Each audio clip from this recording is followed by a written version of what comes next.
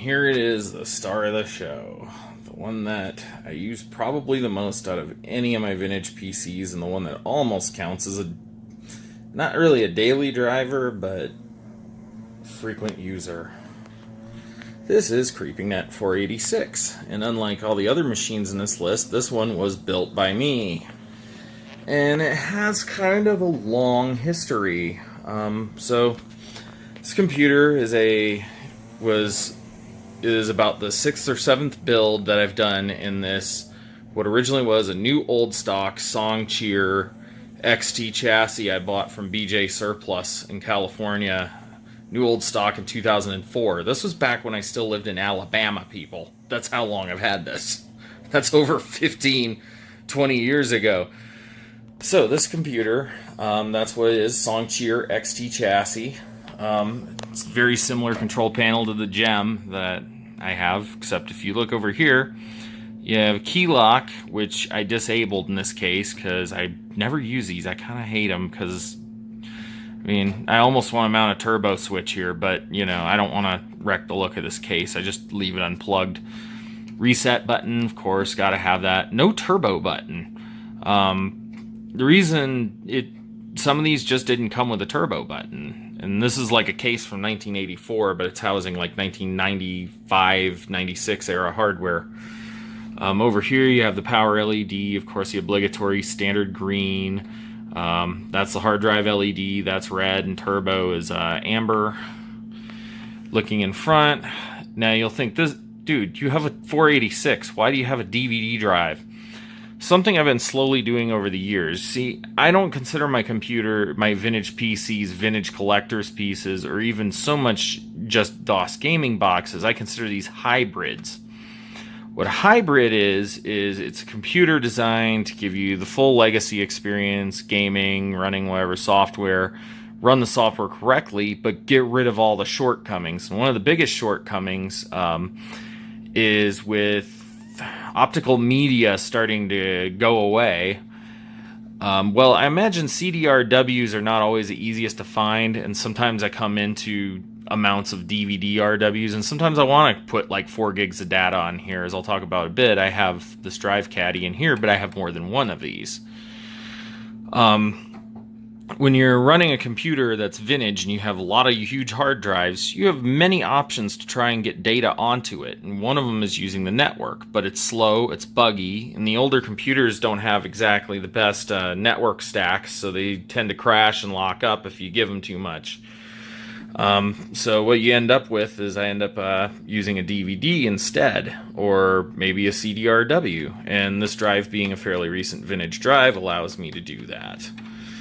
Looking down here, of course, just like my Tandy 1000, I have one of those drive trays, but I actually have multiple drives for this one, because not just does this make it easy to replace a hard drive, but it also makes it easy to experiment with adapters and stuff, which is something I'm going to be doing with this 486. I'm going to be experimenting with adapting IDE to SATA, IDE, maybe even running some SSDs on here. I mean, I keep finding all sorts of loopholes, you know, where people say, oh, you can't do that, which was the basis of my whole website in 2001, was, you know, everybody said, oh, you can't put a 486 on the internet, they're too slow and too buggy. And I'm like, no, they're not. That was actually the easiest thing I've ever done. But yeah, this is a 15 gig hard drive holding DOS 622 and Windows for Workgroups. I have a lot of space. Lots of space. Plenty of room to stretch out.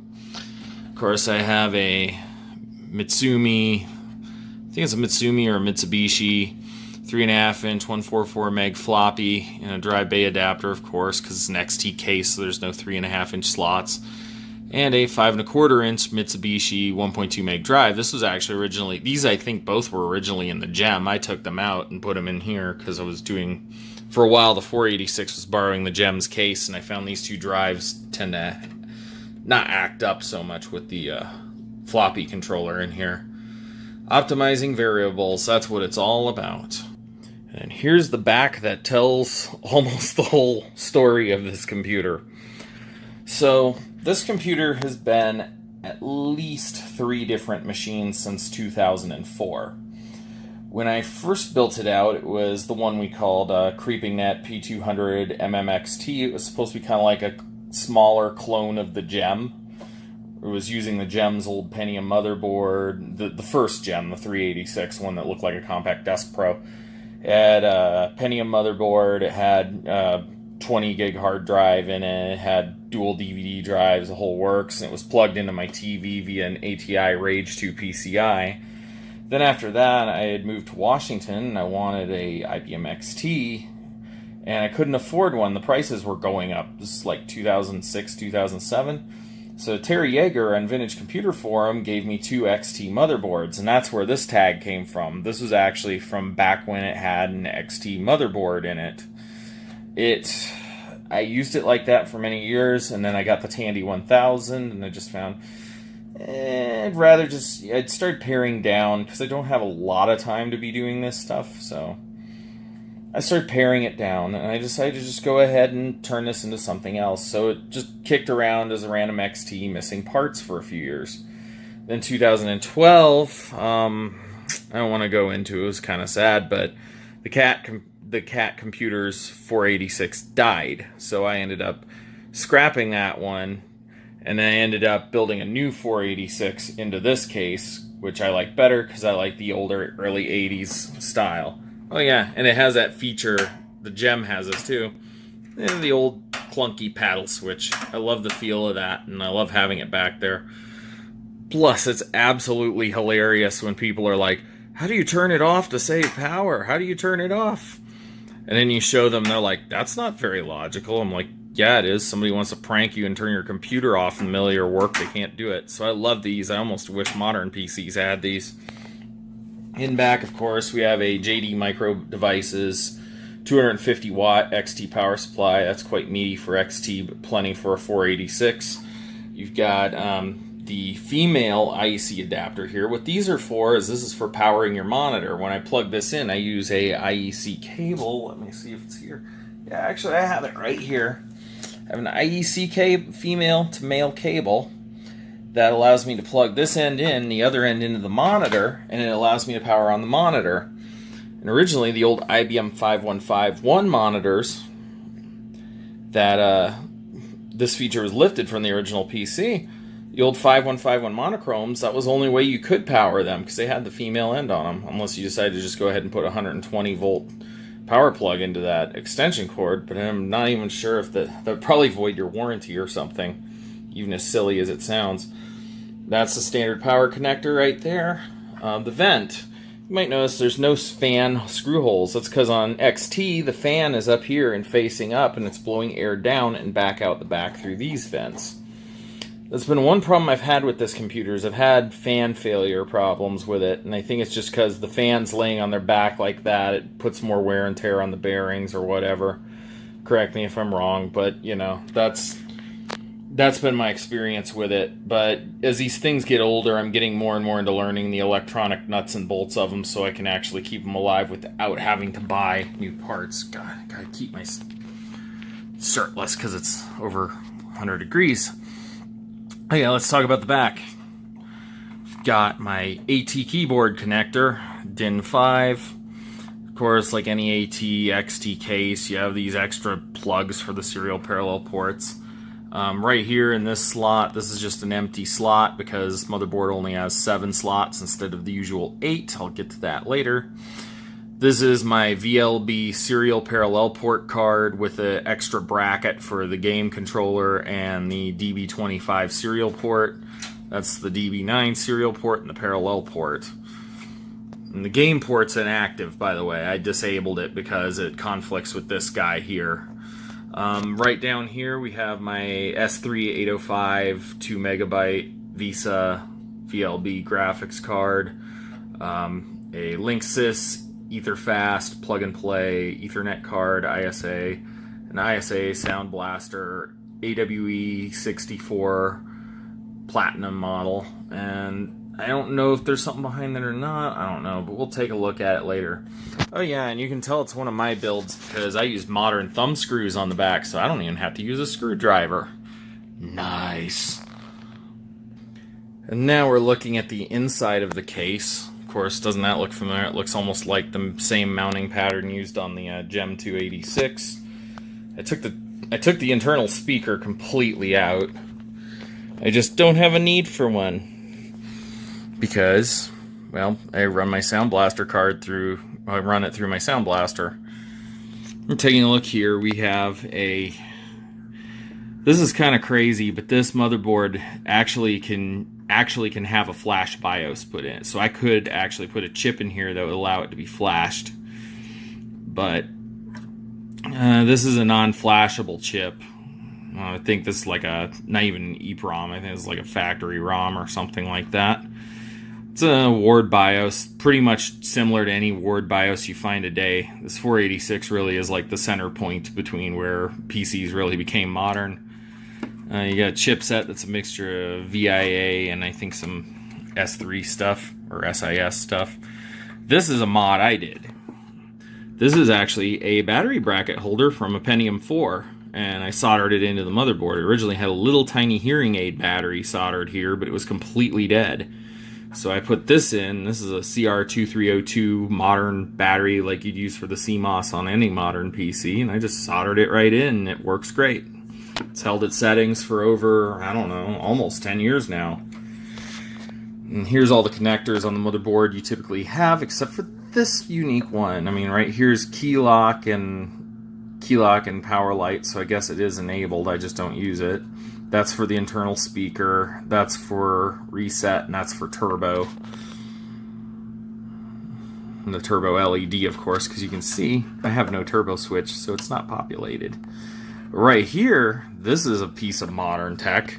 Let's take a look what's hiding underneath the drive cage. That is my AMD 486 DX4-100 SV8 processor, hidden under a CPU fan and heatsink. And I found, I'm going to try to brush some of that dust off. It's been running a lot lately. I'm probably going to dust it out after this. It's got AMD 486 SV8, which is a 8K cache for 100 megahertz 486 with write-back cache in it like a Pentium. Later 486s had write-back cache. And by now you probably noticed I have these two insanely long cards here. I'm trying to prevent vertical video.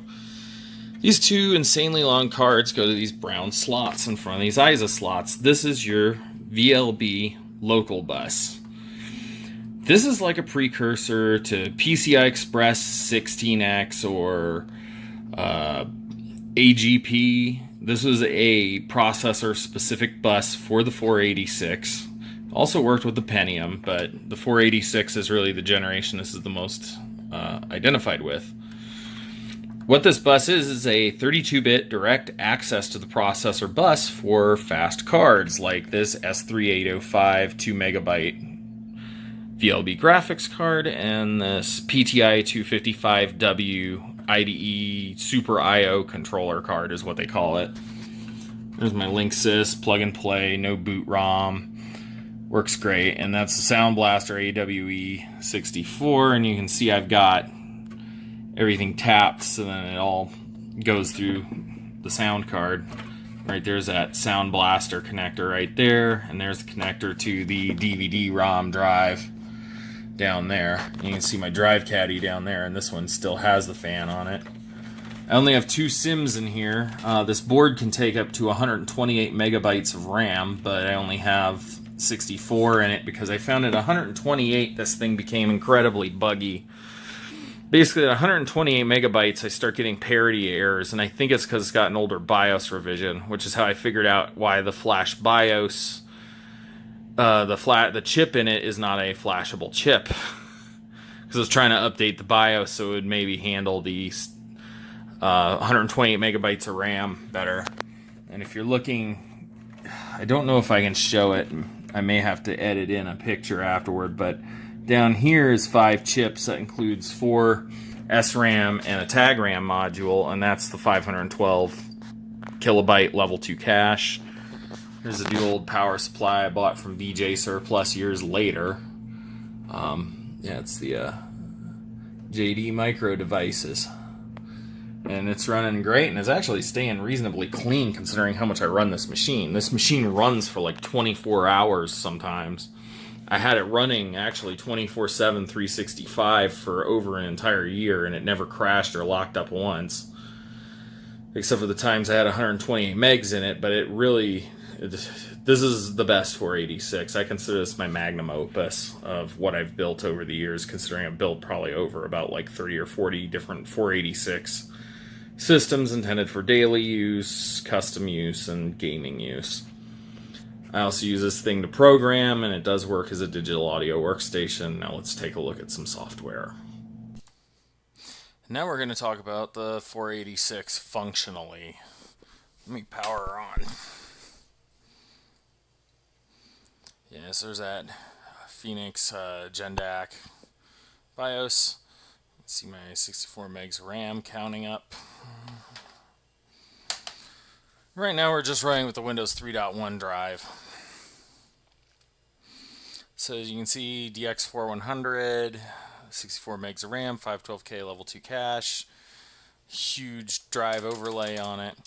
We'll load my Windows for Workgroups 3.11 on here. Just have a look. There's that WBIDE driver for the TechRAM card. Now the AWE32 is loading. And now Windows 3.1 is loading up. Hopefully this thing can handle the graphics modes. Here we are. We're running 800 by 600 at 16 million colors. As you can see, that's why it looks incredibly glorious. Running at 640 by 480 because I don't use this with the AC multi-sync monitor most of the time. Alright, now I'll put in my password and log in.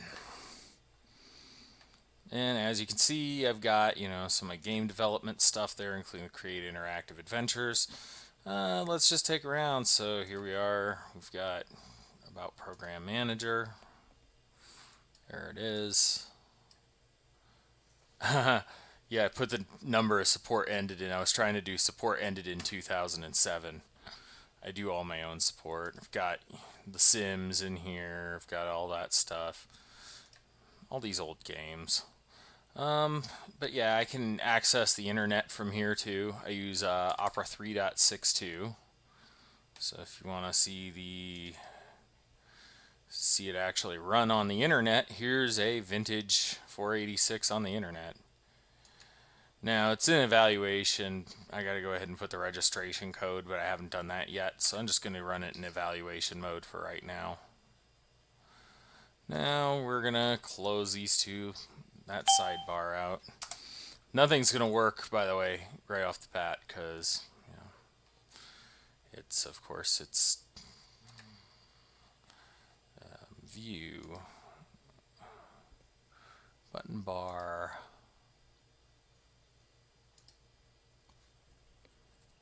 bottom, setting up secure connection. So let's see here. Just gonna go ahead and go here. And then we're gonna go to, this will show you today's Google homepage, because I just reloaded this Windows for Workgroups 3.11 thing already. Yeah. YouTube, of course, doesn't work because it's a secure site, and this thing doesn't know what to do with these secure sites at all. So that's what happens when you try to access secure sites with a vintage PC on a modern network. Some of the older sites still work. Like, let's take for instance, Vintage Computer Federation loads up just fine.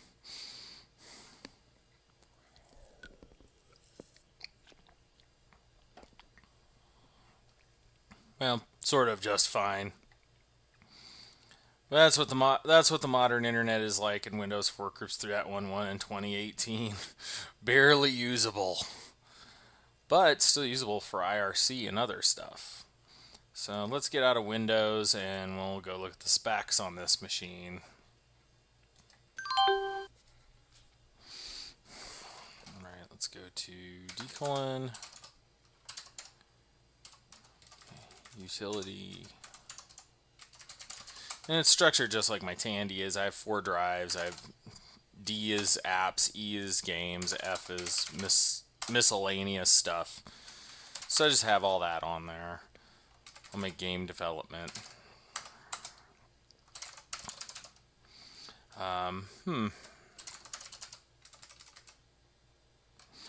Yes, we can go to e colon or d colon slash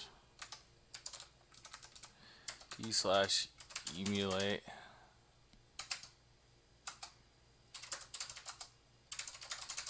Let's go take a look at Nesticle. This is the classic NES emulator, as everybody remembers it.